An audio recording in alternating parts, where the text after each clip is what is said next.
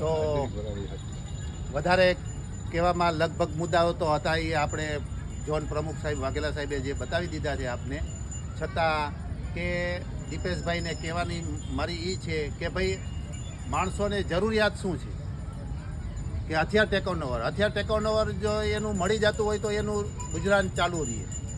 Main વસ્તુ પહેલાં નાની વસ્તુ આપ જો ઓલ ઇન્ડિયાનું ઓલ્ડ પેન્શન નહીં કરવાનો એ છે, એના કરતાં જે ગુજરાતનો જે ફાયદો મળે છે ગુજરાત ગવર્મેન્ટની અત્યારે આપણે આશ્વાસન આપ્યું છે કે તમારા જો પેરામિલિટરીના જેટલા પ્રશ્નો અમારા લેવલમાં છે અમે કરી આપશું.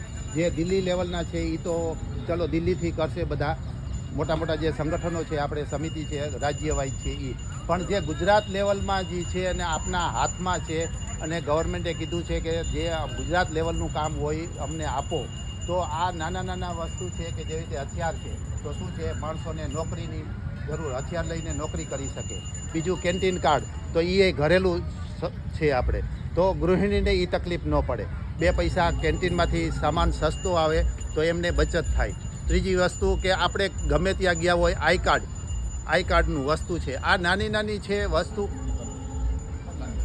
અચ્છા, બીજી વસ્તુ કે મકાન વેરાનું જે આપણે અમદાવાદમાં મ્યુનિસિપલ કોર્પોરેશન આપ્યું છે, અહીંયાનું કેવું એમ છે કે આ લેટર છે અમદાવાદ કોર્પોરેશનનો છે, આપણે રાજકોટ નથી. તો આપને જાણ એટલી જ કરવાની છે કે ગુજરાત ગવર્મેન્ટ પાસે ઓલ ગુજરાતનું માગો તમે કે ભાઈ ઓલ ગુજરાતમાં જેટલા પેરામિલિટરી સદસ્યો રિટાયર્ડ થયા છે એમના માટે વેરો માફી કરવામાં આવે. એ લેટર આપો એટલે કોઈ જગ્યાએ કોઈને એક પેપર ઉપર કામ ન થાય, ઓલ ગુજરાતમાં જેટલી ડિસ્ટ્રિક્ટો છે એને બધાને મળી જાય અને બધાને બેનિફિટ મળે. તો આ નાના કામ છે તો એ પ્રદેશ પ્રમુખ સાહેબને આપણે એટલી વિનંતી કરીએ કે આ નાના કામ અમારા માટે આ નાનું કામ છે. ભલે તમે ઓલ ઓવર ઇન્ડિયાનું લેતા હોય કે ઓલ્ડ પેન્શન આપો અને આ ફેસિલિટી 14 મુદ્દાઓ એ જલ્દીથી પાસ થવાના ઓછા છે. ટાઈમ લાગશે, થશે ખરા પણ ટાઈમ લાગશે.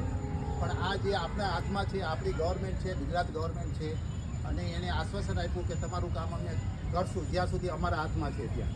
તો તમને રિક્વેસ્ટ છે કે ભાઈ આ અમારું કામ થોડું આસાન કરો તમે. અને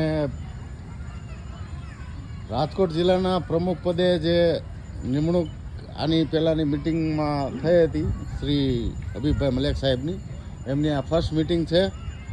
તો બધાએ તાળીથી વધાવો અને આગળ આપ એવા પ્રયત્ન કરો કે આપણા સમસ્યાનું નિવારણ જલ્દીથી જલ્દી થાય અને આપના દ્વારા બધાને સુવિધા મળી રહે.